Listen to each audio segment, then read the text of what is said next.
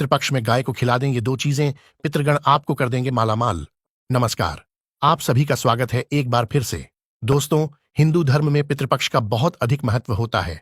पितृपक्ष के दौरान हमारे पूर्वज पितृलोक से धरती पर हमसे मिलने के लिए आते हैं।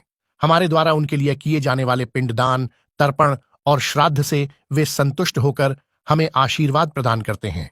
पितृशक्ति मनुष्यों की हर प्रकार के संकट से रक्षा करती है।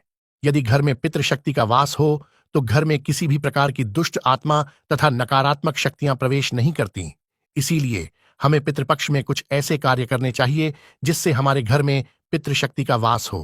पितरों को प्रसन्न करने के लिए गरुड़ पुराण में भगवान श्री विष्णु ने बहुत ही महत्वपूर्ण उपाय बताए हैं। भगवान श्री विष्णु के अनुसार पितरों की संतुष्टि के लिए सर्वोत्तम उपाय है दान करना। पितृपक्ष में गाय का दान किया जाए तो कई गुना अधिक फलों की प्राप्ति होती है। गाय का दान और सेवा करने से सभी जन्मों के पाप नष्ट हो जाते हैं और मनुष्य को मोक्ष की प्राप्ति होती है। दोस्तों, हमारे प्राचीन धर्म ग्रंथों में गाय को एक अत्यंत महत्वपूर्ण और पवित्र पशु माना जाता है। जो व्यक्ति प्रतिदिन किसी न किसी तरह से गौ माता की सेवा करता है वह सबसे अधिक पुण्यवान बन जाता है। आज हम आपको गौ माता के संबंध में बहुत ही महत्वपूर्ण बातें बताने जा रहे हैं, जैसे गाय की पूजा कैसे करनी चाहिए, गाय को कौन सी चीज खिलाने से कौन सा फल मिलता है तथा गाय के किस अंग को स्पर्श करने से दरिद्रता दूर होती है आदि के बारे में हमारे शास्त्रों में बहुत ही महत्वपूर्ण ज्ञान दिया गया है। दोस्तों, अक्सर महिलाएं जाने अनजाने में गाय को कुछ ऐसी चीजें खिला देती हैं जिससे मां लक्ष्मी क्रोधित हो जाती है। शास्त्रों में कहा गया है कि ऐसी चीजें गाय को कभी नहीं खिलानी चाहिए। इससे मनुष्य के जीवन में दुर्भाग्य आता है और उसे किसी भी कार्य में सफलता नहीं मिलती है। तो चलिए जान लेते हैं गौ माता के विषय में ये महत्वपूर्ण बातें। पहली बात, दोस्तों, गौ माता के दर्शन करना बहुत शुभ होता है। शास्त्र कहते हैं कि रोज सुबह गाय के दर्शन करने और गाय के चरणों की मिट्टी से तिलक करने से पुण्य की प्राप्ति होती है। किसी भी यात्रा पर निकलते समय अगर गौ माता के दर्शन हो जाए तो वह यात्रा सुखपूर्वक पूर्ण हो जाती है। ज्योतिष शास्त्र के अनुसार कुंडली में यदि पितृदोष है तो अन्य उपायों के साथ साथ गौ माता को प्रतिदिन रोटी और हरी घास खिलाने से लाभ होता है और पितृदोष से मुक्ति मिलती है। इसी तरह कुंडली में यदि शनि की 7.5 या महादशा है तो हर शनिवार और अमावस्या को काले रंग की गाय को घास या रोटी खिलाएं और उसकी पूजा करें। इससे शनि दोष शांत होता है। ज्योतिष शास्त्र के अनुसार सुबह के भोजन में सबसे पहली रोटी एक सफेद गाय को खिलाना शुभ माना जाता है। अगर आपकी कुंडली में बुध ग्रह कमजोर है या आपको किसी कारण इसके दुष्प्रभाव झेलने पड़ रहे हैं तो हर बुधवार के दिन गाय को हरा चारा खिलाना शुरू कर दें। इससे बुध से जुड़े दुष्प्रभाव दूर होंगे और आपको तमाम समस्याओं का हल मिल जाएगा। अगर कुंडली में मंगल दोष है जिसके कारण आपके जीवन में कई तरह की परेशानियां हैं तो लाल रंग की गाय की सेवा करें। मंगलवार के दिन गाय को गुड़ और चने खिलाएं। बृहस्पति ग्रह को जीवन के सभी मांगलिक कार्यों का कारक माना जाता है। ऐसे में अगर किसी व्यक्ति के जीवन में विवाह आदि मांगलिक कार्यों में विघ्न निर्मित हो रहे हैं तो कुंडली में बृहस्पति ग्रह की स्थिति को मजबूत करने के लिए रोटी पर एक चुटकी हल्दी पाउडर और चने की दाल रखकर गाय को खिला देना चाहिए। इससे आपको शुभ परिणाम प्राप्त होते हैं। यदि आपकी कुंडली में चंद्र दोष है और जिसके कारण लगातार परेशानी उठानी पड़ रही है तो आप यह एक उपाय जरूर करें। आप रोटी पर सफेद मक्खन, दूध की मलाई और घी लगाकर गौ माता को रोज खिलाएं।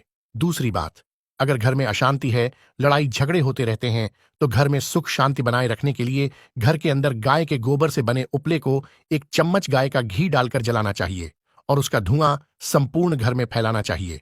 इससे घर की नकारात्मक ऊर्जा नष्ट होती है और सकारात्मक ऊर्जा में वृद्धि होती है। गाय के दूध, दही, घी, गोबर और मूत्र से बनने वाले मिश्रण को पंचगव्य कहते हैं, जो पाप नाशक कहा जाता है।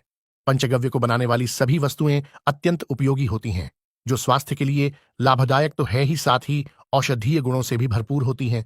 तीसरी बात, दोस्तों, पितृपक्ष में अगर आपके द्वार पर गौ माता आती है तो उसे बिना रोटी खिलाए जाने मत देना, नहीं तो आपको दुर्भाग्य का सामना करना पड़ेगा, क्योंकि जिसके द्वार से गौ माता खासकर श्राद्ध पक्ष में बिना कुछ खाए वापस लौट जाती है तो उसके घर से पितृ भी नाराज होकर लौट जाते हैं। अतः श्राद्ध पक्ष में और अन्य दिन भी गाय के लिए रोटी अवश्य ही बनानी चाहिए और प्रेम से गौ माता को खिलानी चाहिए। इससे गौ माता का आशीर्वाद प्राप्त होता है। चौथी बात, कुछ लोग गौ माता को बासी भोजन अथवा जूठन खिला देते हैं। इसे शास्त्रों में पाप माना गया है। आप किसी अन्य पशु को खिला सकते हैं लेकिन गाय को कभी जूठन नहीं खिलाना चाहिए। भूख लगने के कारण गौ माता उस जूठे अन्न को ग्रहण तो कर लेती है लेकिन इसका पाप उस व्यक्ति को लगता है जो गौ माता को ऐसा बासी और झूठा भोजन खिला है। गाय एक शाकाहारी और पवित्र पशु है, इसीलिए गाय के भोजन में कभी भी मांस, अंडे आदि चीज नहीं डालनी चाहिए। ऐसा करने से महापाप लगता है। पांचवी बात, गौ माता के पीठ पर एक उभरा हुआ कुबड़ होता है। उस कुबड़ में सूर्य केतु नाड़ी होती है। अतः जब भी आपके द्वार पर गौ माता पधारे तो हर बार आप गौ माता को पके हुए केले खिलाकर उस कुबड़ को एक बार जरूर स्पर्श करें। इससे आपके जीवन से सभी दुखों का अंत होगा और साथ ही दरिद्रता दूर होकर धन संपत्ति की प्राप्ति भी होगी। छठवीं बात, शास्त्रों में कहा गया है कि जो मनुष्य तन, मन और धन से गौ माता की सेवा और दान करता है वह मृत्यु के बाद वैतरणी नदी को गौ माता की पूंछ पकड़कर आसानी से पार कर लेता है। उस व्यक्ति की कभी अकाल मृत्यु नहीं होती है और उसे मोक्ष की प्राप्ति अवश्य ही होती है। साथ ही जिस व्यक्ति के भाग्य की रेखा सोई हुई हो और अगर वह व्यक्ति अपनी हथेली पर गुड़ रखकर गौ माता को वो गुड़ चटाता है तो उसकी दुर्भाग्य की रेखा भी सौभाग्य की रेखा में बदल जाती है। तो दोस्तों, इस प्रकार से आप सभी गौ माता की सेवा जरूर करें। उम्मीद है आपको यह जानकारी भी अच्छी लगी होगी। अगर अच्छी लगी है तो कमेंट बॉक्स में जय गौ माता अवश्य लिखें। धन्यवाद।